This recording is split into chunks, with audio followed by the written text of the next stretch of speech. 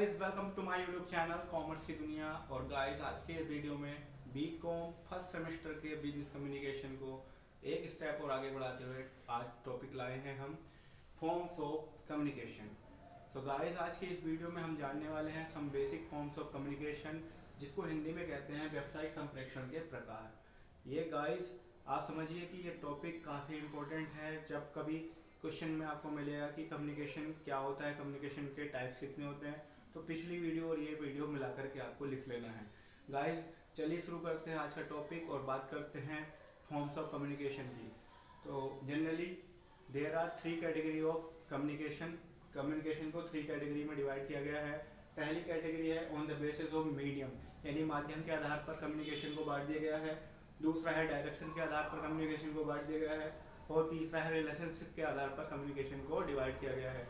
अगर हम बात करते हैं मीडियम के आधार पर, यानी on the basis of medium, तो there are two types of communication. तो पहला है वर्बल कम्युनिकेशन और दूसरा है नॉन वर्बल कम्युनिकेशन। डायरेक्शन के आधार पर तीन तरह से कम्युनिकेशन को डिवाइड किया जाता है। पहले नंबर पे आता है लंबवत, यानी कि जिसको बोलते हैं वर्टिकल। वर्टिकल कम्युनिकेशन हो गया आपका, हॉरिजॉन्टल कम्युनिकेशन हो गया, और आपका एक डायगोनल कम्युनिकेशन हो गया।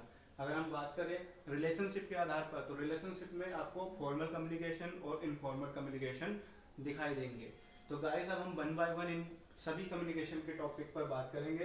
तो पहले हम बात कर रहे हैं किस पर, on the basis of medium. On the basis of medium यानी कि माध्यम के आधार पर जब हम बात करते हैं कम्युनिकेशन की, on the basis of medium,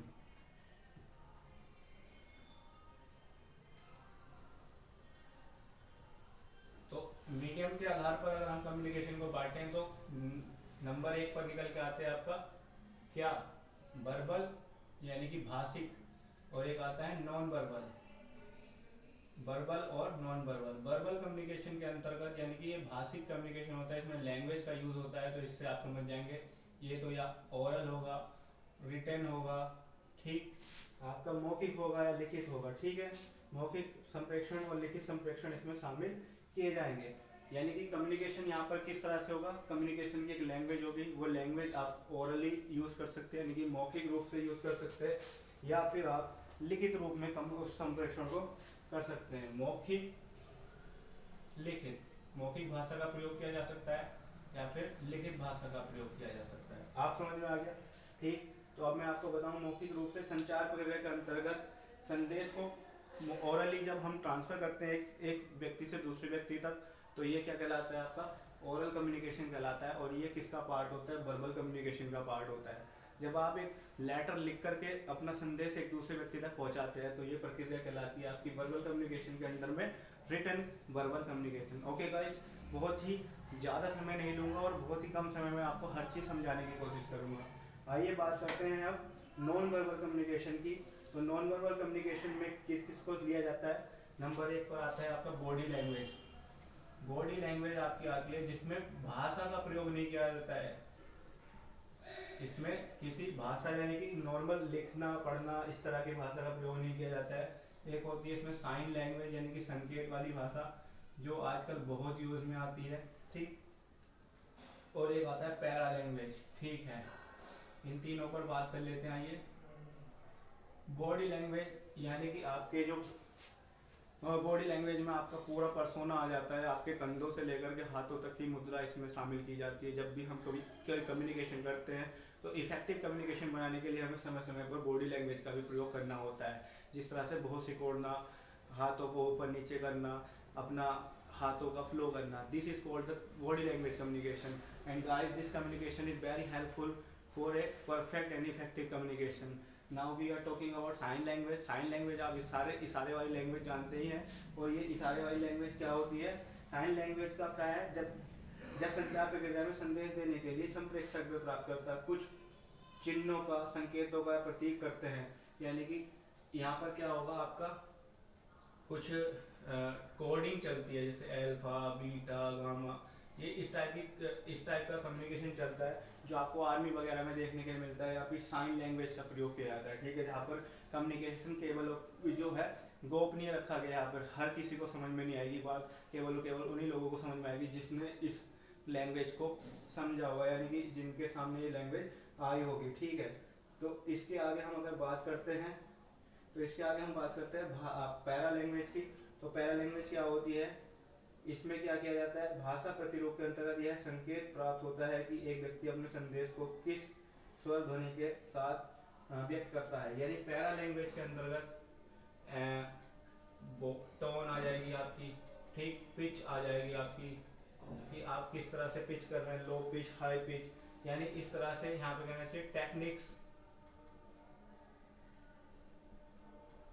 technique का यूज होगा यहाँ पर, ठीक है, तकनीक का यूज होगा, ठीक है। तो भाषा प्रतिरूप से संदेश देने वाली आंशिक स्थिति का पता आसानी से लगाया जा सकता है कि किस किस वे में बात कही जा रही है। खुशी की बात को हंस करके कहा जा रहा है, गा कर कहा जा रहा है, और दुख की बात को रो करके कहा जा रहा है, किस बात को जोर दे करके कहा जा रहा है, किस बात को कम जोर दे करके कहा जा रहा है। तो ये सब क्या है, ये सब हो गई आपकी वर्बल और नॉन वर्बल कम्युनिकेशन के अंतर्गत, यानी कि ये हो गया माध्यम, कि आपने कौन सा माध्यम चुना है, ठीक। अब हम बात करेंगे फटाफट, हम बात कर रहे हैं फटाफट डायरेक्शन वाले जो हमारे कम्युनिकेशन के अंतर्गत आ रहे हैं, on the basis of direction. तो डायरेक्शन के अंतर्गत कौन कौन से उसमें शामिल किया गया है। तो सबसे पहला है आपका वर्टिकल, जिसको आप लंबवत कह रहे हैं। तो वर्टिकल कम्युनिकेशन किस तरह का होता है, वर्टिकल कम्युनिकेशन दो तरह का होता है, जिसमें मैसेज या तो ऊपर से नीचे तक नीचे जाएगा, या फिर नीचे से ऊपर जाएगा, ठीक, लेकिन एक ही दिशा में चलेगा। ये बात क्लियर है कि ये एक ही दिशा में चलेगा, तो ये समझने वाली बात है। इसमें क्या होगा, इसमें ऑर्डर, कमांड, ये सब होगा, ठीक। तो इसका मतलब क्या हो रहा है, जब उच्चाधिकारियों द्वारा अपने अधीनस्थों को, यानी कि जो उसके सबॉर्डिनेट्स हैं, जो उसके अंडर में काम करने वाले हैं, उनको मैसेज ट्रांसफर करना होगा, तो वो इस वर्टिकल कम्युनिकेशन का प्रयोग करेंगे। यानी कि ये जो है ऑफिसर रैंक्स के लिए बहुत अच्छा है, ऑफिसर्स इस तरह का कम्युनिकेशन यूज़ करते हैं। आइए अब बात करते हैं हम अपना हॉरिजॉन्टल का। तो हॉरिजॉन्टल क्या है, हॉरिजॉन्टल क्षैतिज है, यानी कि इसमें बराबर का जो है, इसको आप असेंडिंग और डिसेंडिंग के रूप में भी दे सकते हैं, असेंडिंग और डिसेंडिंग, ठीक। आइए बात करते हैं हॉरिजॉन्टल की। तो हॉरिजॉन्टल कम्युनिकेशन समान स्तर के, यानी कि एक लेवल पर, जहाँ पर दोनों एक ही लेवल के लोग हों, सेम लेवल चल रहा है यहाँ पर, तो ये कह देंगे सेम लेवल पर इस तरह का कम्युनिकेशन यूज किया जाएगा, ठीक है। यहाँ पर एक ही तरह के अधिकारी आपस में बातचीत कर रहे हो, कर्मचारी बातचीत कर रहे हो। और एक होता है डायगोनल, डायगोनल का मतलब करणीय, डायगोनल, डायगोनल में क्या होता है भाई, डायगोनल में आप क्रॉस तरह से करते हैं क्या, यहाँ पर क्या होता है, औपचारिक प्रवाह को विचार में नहीं रखा जाता है, और सूचनाओं एवं संदेशों के तीव्र प्रवाह के लिए विभिन्न विभागों एवं क्रियाओं के अधीनस्थों के जो प्रत्यक्ष औपचारिक स्तरों में नहीं आते हैं के मध्य किया जाने वाला संप्रेषण कहलाता है। इसमें संदेशों के प्रवाह का क्रम निश्चित नहीं होता है। इसमें क्या होता है, आप ए वाला बी को कम्युनिकेट कर सकता है, बी वाला सी को कम्युनिकेट कर सकता है, मतलब डायगोनल ही चलता है इसमें। ये नहीं है कि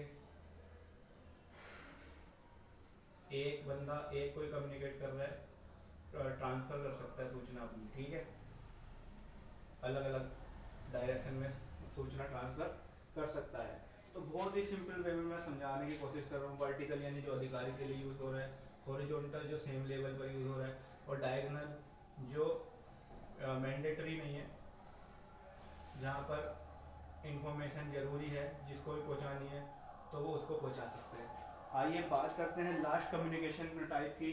तो इसमें हम फॉर्मल और इनफॉर्मल कम्युनिकेशन की बात कर रहे थे।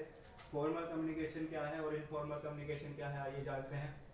तो फॉर्मल कम्युनिकेशन जो है हमारा, ये क्या है, ये एक औपचारिकता के तौर पर यूज़ किया जाने वाला है, और इस संचार का मार्ग संगठन के ढांचे में प्रक्रियाओं के अनुसार तय होता है, ठीक। और ये क्या है, ये जो है, जैसे आपको रिपोर्टिंग करनी है, यानी कि ऑफिशियल लैंग्वेज जो यूज़ होती है ऑफिस वगैरह में यूज़ किया जाने वाला हमारा संप्रेषण है। और अनौपचारिक क्या है, इसमें आप शरीर के अंगों को अपने हाव भाव को भी काम में लेते हैं, ठीक है। इसमें सिर झुकाना, ठीक, सिर झुका करके काम किया जा सकता है। अपने आँखों को, इशारों को इस तरह से हम क्या कर सकते हैं, यूज़ कर सकते हैं। यानी कि जो इनफॉर्मल कम्युनिकेशन है, इनफॉर्मल कम्युनिकेशन में आप क्या करते हैं, बॉडी लैंग्वेज का यूज़ भी कर लेते हैं, बॉडी लैंग्वेज का यूज़ भी यहाँ पर आप कर लेते हैं। ठीक है, तो आप समझिए बात को। क्या ये टेढ़ा मेढ़ा होता है संप्रेषण, और ये फॉर्मल कम्युनिकेशन क्या है, कर्मचारी को संदेश देने के लिए। ये क्या है, ये जस्ट लाइक वर्टिकल कम्युनिकेशन की तरह है, और ये क्या है, डायगोनल कम्युनिकेशन की तरह है। ये बॉडी लैंग्वेज वाला सिस्टम जो है, यानी कि इनफॉर्मल कम्युनिकेशन है। और इसमें क्या होगा आपका, इसमें हम अपने बॉडी लैंग्वेज का यूज़ करके भी कम्युनिकेशन कर सकते हैं। तो ओवरऑल एक छोटी सी वीडियो में हमने सब कुछ बताने की कोशिश की है, इजीली बताने की कोशिश की है। आपको क्लू चाहिए, आपको लैंग्वेज अपने पास से लिखनी होती है। हमेशा ध्यान रखिए, आप चीज़ों को कॉन्सेप्शनलाइज क्लियर करें, रटे नहीं। रटना जहाँ पर आपको लगता है कि बिल्कुल भी रटने की ज़रूरत नहीं है, अपनी भाषा का प्रयोग करें, अपनी भाषा में लिखें, वही बेहतर रहेगा आपके लिए। तो हमारा काम क्या है, हमारा काम हमेशा से ये रहा है कि हम चीज़ों को रटाते नहीं, आपको सिखाते हैं, आपको कॉन्सेप्शनलाइज क्लियर कराते हैं। गाइस, हम इसी तरह से अगले टॉपिक में अगले वीडियो में अगले टॉपिक को क्लियर करते हुए आपको नजर आएंगे। गाइस, अगर ये वीडियो आपको पसंद आई हो तो प्लीज़ इसको लाइक कीजिए, शेयर कीजिए अपने फ्रेंड्स के साथ, और अगर चैनल अभी तक सब्सक्राइब नहीं किया तो फटाफट चैनल को सब्सक्राइब जरूर करिए। Thank you so much.